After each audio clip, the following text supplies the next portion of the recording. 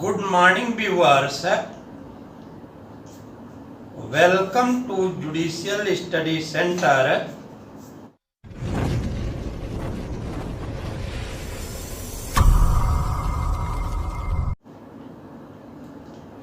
आज का टॉपिक है इंडियन एविडेंस एक्ट 1872 में section 25 confession before police officer.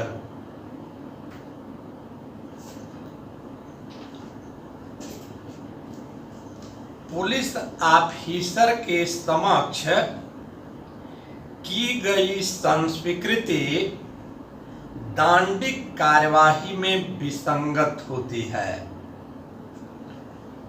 Indian evidence act 1872 का सेक्शन 25 डिक्लेरेशन करता है कि पुलिस ऑफिसर के समक्ष की गई संस्वीकृति अभियुक्त व्यक्ति के विरुद्ध साबित नहीं की जाएगी। धारा 25 प्रावधान करती है कि पुलिस के समक्ष की गई संस्वीकृति अभियुक्त व्यक्ति के विरुद्ध साबित नहीं की जाएगी। अब यहाँ पर प्रश्न यह उत्पन्न होता है कि कोई अभियुक्त एक लेमैन से, एक रिक्शे वाले से यदि अपने अपराध को स्वीकार करता है तो ऐसी संस्वीकृति दांडिक कार्यवाही में पूरी तरीके से सुसंगत होती है और ऐसी संस्वीकृति को अभियुक्त के विरुद्ध साबित किया जा सकता है। लेकिन धारा 25 कहती है कि यदि पुलिस के समक्ष संस्वीकृति की जाती है तो ऐसी संस्वीकृति दांडिक कार्यवाही में विसंगत होगी और ऐसी संस्वीकृति को अभियुक्त व्यक्ति के विरुद्ध साबित नहीं किया जाएगा। तो इसके पीछे कारण क्या है? सेक्शन 25 को बनाने के पीछे उद्देश्य क्या है? सेक्शन 25 को बनाने के पीछे उद्देश्य यह है कि पुलिस का काम क्या होता है। पुलिस का काम होता है लॉ एवं ऑर्डर को मेंटेन करना। कोई भी ऑफेंस कमिट होता है तो उसका गंभीरता पूर्वक इन्वेस्टिगेशन करना, उस ऑफेंस के संबंध में मैक्सिमम एविडेंस को कलेक्ट करना और एविडेंस को कलेक्ट करके कोर्ट के समक्ष उसको प्रोड्यूस करना। अब यदि आप कल्पना करें कि यदि भारतीय साक्ष्य अधिनियम की धारा 25 को न बनाया गया होता तो कोई भी पुलिस ऑफिसर अपराध का गंभीरता पूर्वक अन्वेषण न करता, बल्कि पुलिस ऑफिसर अभियुक्त व्यक्ति को थाने में ही बैठा करके और उसके अपराध को स्वीकारवा लेता। यही कारण है कि पुलिस ऑफिसर के समक्ष की गई संस्वीकृति दांडिक कार्यवाही में विसंगत होती है और ऐसी संस्वीकृति को अभियुक्त व्यक्ति के विरुद्ध साबित नहीं किया जा सकता है। तो वास्तव में जो सेक्शन 25 है, इसको जो बनाया गया है, इसके पीछे जो मुख्य कारण है वो सबसे पहला है कि पुलिस ऑफिसर के द्वारा अपराध का गंभीरता पूर्वक अन्वेषण किया जाए। दूसरा, पुलिस ऑफिसर मैक्सिमम एविडेंस को कलेक्ट करे और एविडेंस को कलेक्ट करके उसको कोर्ट के सामने प्रोड्यूस करे। तीसरा इसके पीछे कारण ये है कि पुलिस ऑफिसर लघु मार्ग का अनुसरण न करे, शॉर्टकट रास्ता न अपनाए। और चौथे इसके पीछे जो कारण है वह ये है कि जो पुलिस ऑफिसर है अभियुक्त व्यक्ति को अनावश्यक रूप से शारीरिक एवं मानसिक रूप से उसको प्रताड़ित न करे। इसी उद्देश्य से सेक्शन 25 को बनाया गया है कि पुलिस के समक्ष संस्कृति की जाती है तो ऐसी संस्कृति को अभियुक्त व्यक्ति के विरुद्ध उसको साबित नहीं किया जाएगा। अब आगे प्रश्न यह उठता है कि पुलिस अधिकारी कहाँ किसे जाएगा। तो वस्तुतः पुलिस अधिकारी से तात्पर्य नियमित पुलिस बल के सदस्य से है। इस संबंध में Raja Ram Jaiswal versus state of Bihar 1969 supreme court, इस केस में सुप्रीम कोर्ट ने यह स्पष्ट किया कि कोई भी व्यक्ति जो पुलिस अधिकारी की शक्ति को रखता है इस धारा के प्रयोजन के लिए उसको पुलिस अधिकारी समझा जाएगा। जैसे एक्साइज इंस्पेक्टर है, एक्साइज सब इंस्पेक्टर है, यह पुलिस अधिकारी की शक्ति रखते हैं तो धारा 25 के प्रयोजन के लिए इनको पुलिस ऑफिसर समझा जाएगा। इसी प्रकार से Balkrishna versus state of Maharashtra 1991 supreme court, इस केस में सुप्रीम कोर्ट ने यह स्पष्ट किया कि इन्वेस्टिगेशन का पावर पुलिस का सबसे महत्वपूर्ण पावर होता है। तो ऐसा कोई भी अधिकारी जो इन्वेस्टिगेशन का अधिकार नहीं रखता है उसको पुलिस अधिकारी के अंतर्गत नहीं माना जाएगा।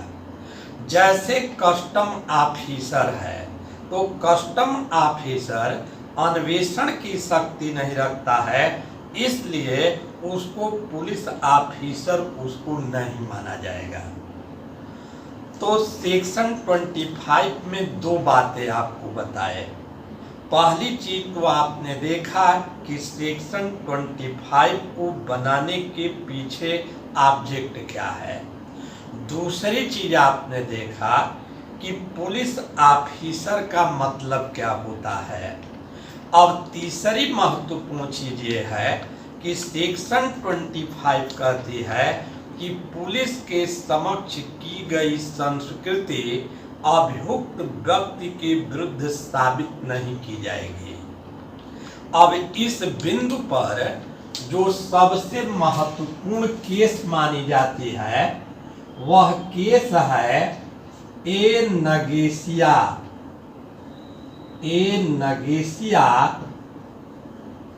Versus state of Bihar versus state of Bihar. A Nagesia versus state of Bihar, इस केस में सबसे अच्छा उदाहरण पुलिस के समक्ष संस्कृति का मिलता है। इस केस के फैक्ट को देखें। इस केस के अंतर्गत जो ए नगेशिया था, ए नगेशिया ने अपने ही परिवार के 3 लोगों की हत्या कारित किया और हत्या करने के पश्चात सीधे थाने में पहुंचा। ए नगेशिया सीधे थाने में पहुंचा और बोला, आदरणीय दरोगा जी सादर प्रणाम। मेरी जो बड़ी माता जी हैं वह बहुत ही दुष्ट प्रकृति की हैं। उनकी सिर्फ एक लड़की है और वह अपनी सारी संपत्ति को अपने दामाद को देना चाहती हैं। मैं बाजार से लौट रहा था, रास्ते में उनका दामाद दिखाई दिया। मेरे पास दाव था और उस दाव से मैंने उनके दामाद की हत्या कारित कर दिया। आगे बढ़ा, उनकी पत्नी मिली, उसकी पत्नी की भी मैंने हत्या कारित कर दिया। जब मैं घर पर पहुंचा तो उनका 2 बरस का एक बच्चा था। मैंने सोचा इसको भी क्यों छोड़ा जाए, मैंने बच्चे की भी हत्या कारित कर दिया। आदरणीय दरोगा जी, ए नगेशिया आपके समक्ष उपस्थित है। आप जो भी कार्यवाही करना चाहते हैं आप मेरे विरुद्ध कार्यवाही कर सकते हैं। अब इस केस के अंतर्गत आप देखें कि पुलिस ऑफिसर के समक्ष की गई संस्कृति का सबसे उत्तम उदाहरण है। अभियुक्त सीधे थाने में दरोगा से अपने अपराध को स्वीकार कर रहा है, कन्फेशन कर रहा है।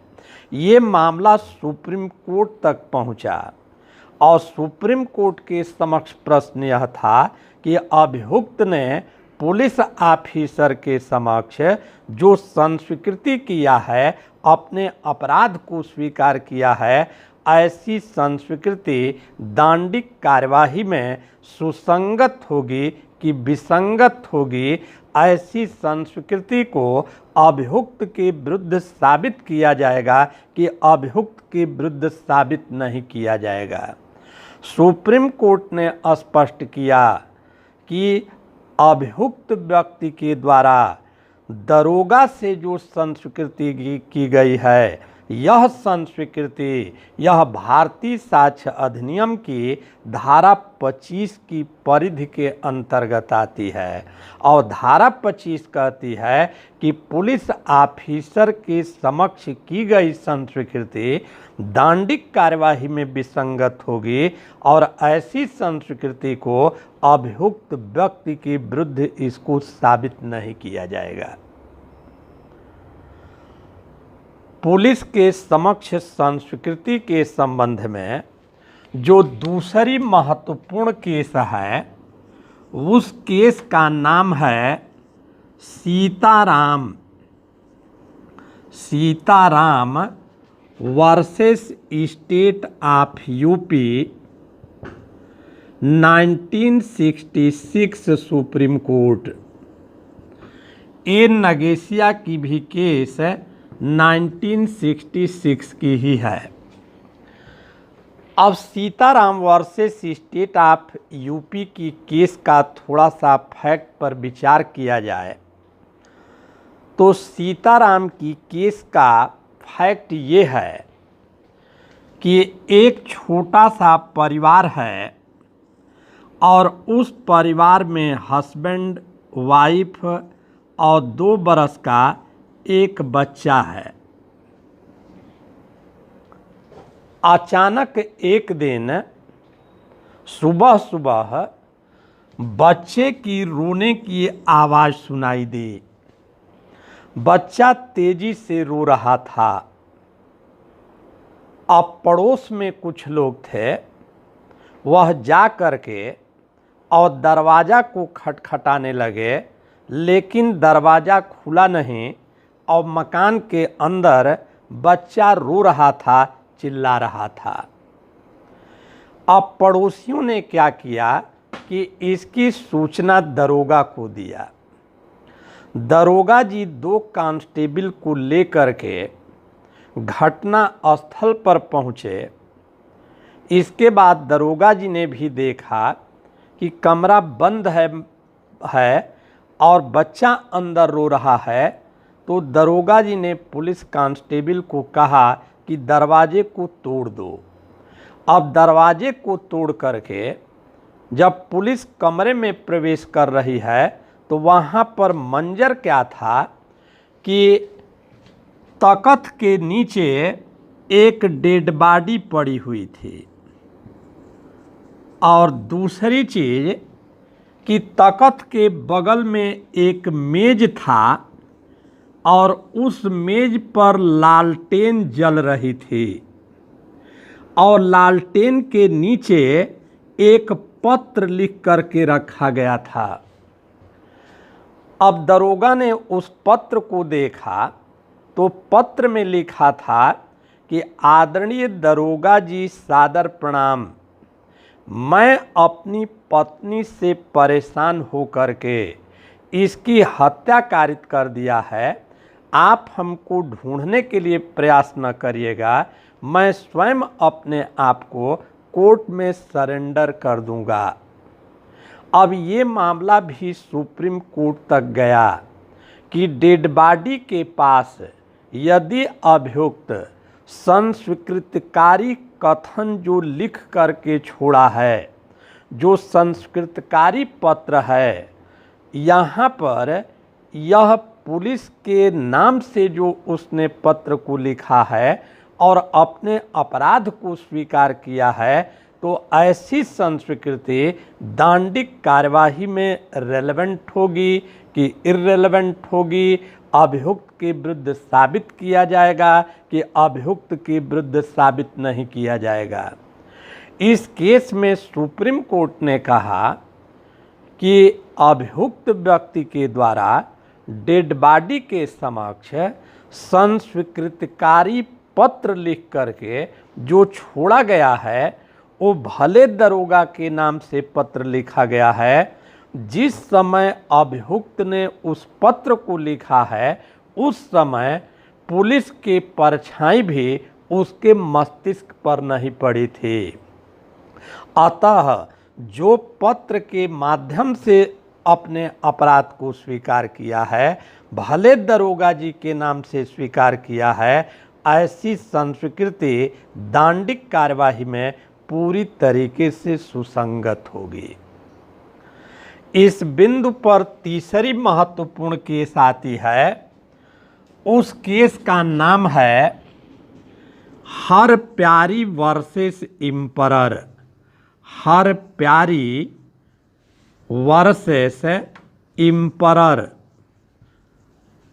1946 इलाहाबाद हाई कोर्ट। इस केस का फैक्ट ये है कि इस केस के अंतर्गत इलाहाबाद हाई कोर्ट ने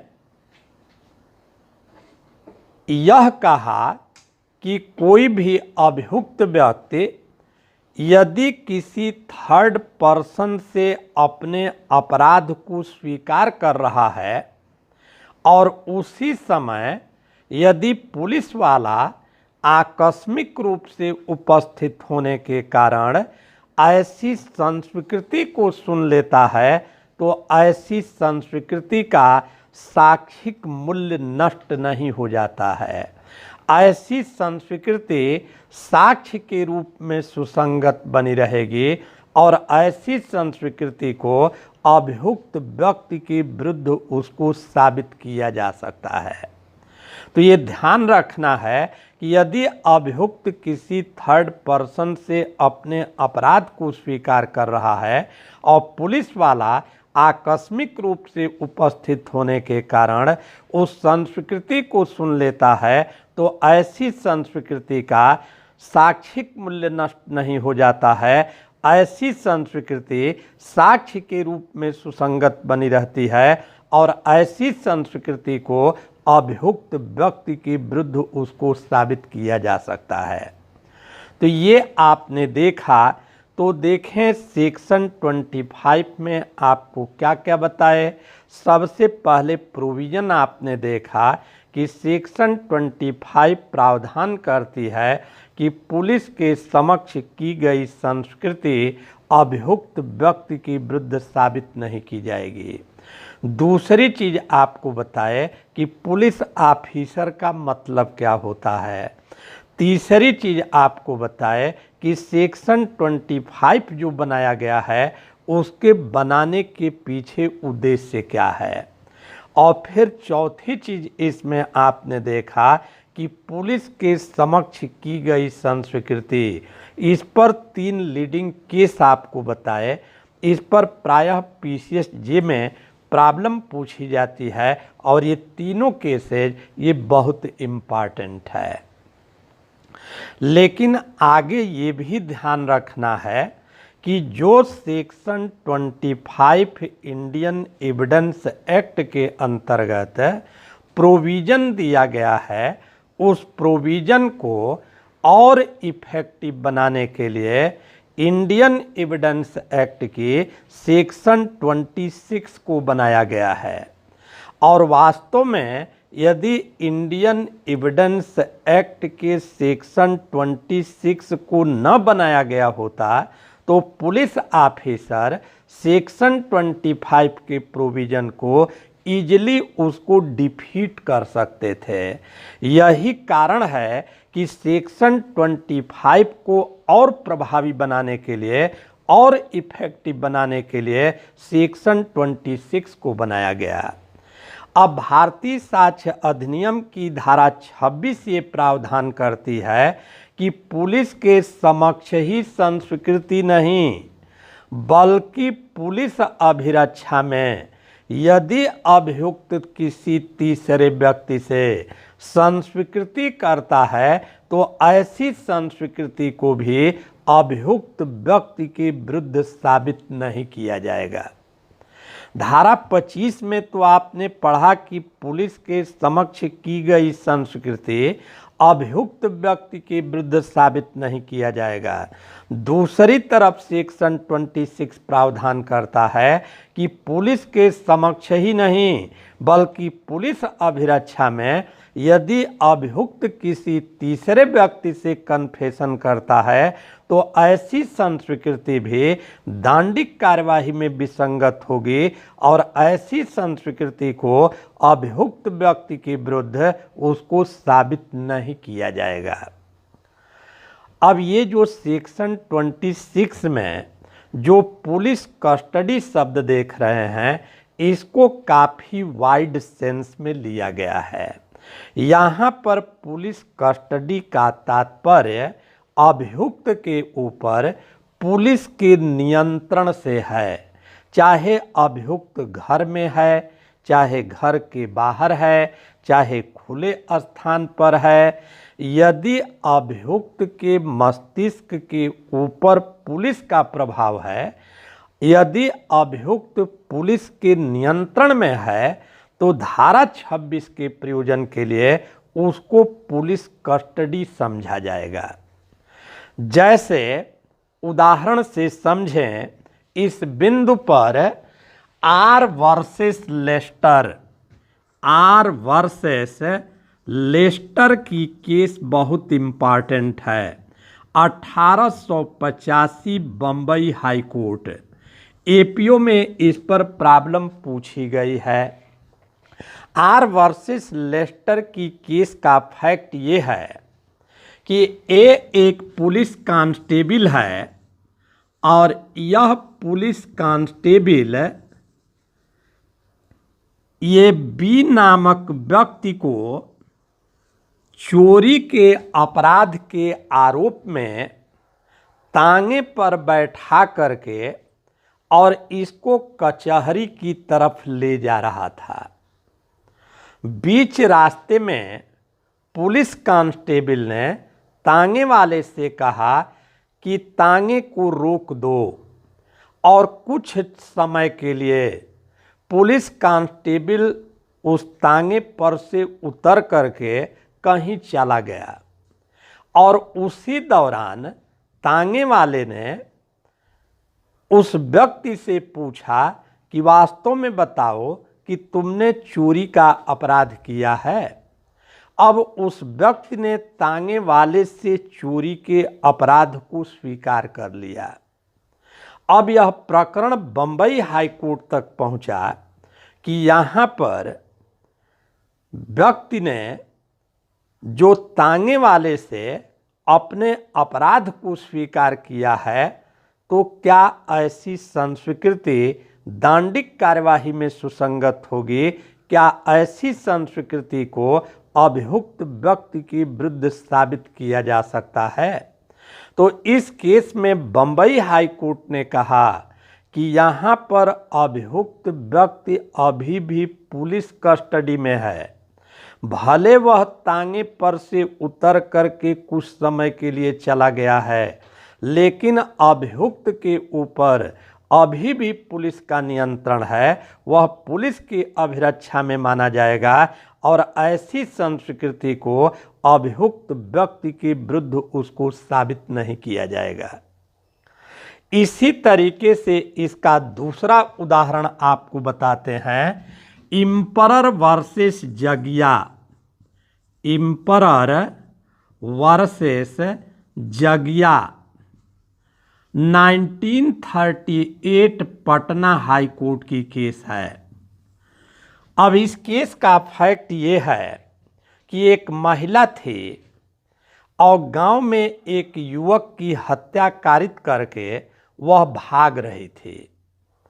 गांव के बाहर जो चौकीदार था उसने उस महिला को पकड़ लिया और पकड़ने के बाद तब तक वहां गांव वाले इकट्ठे हो गए।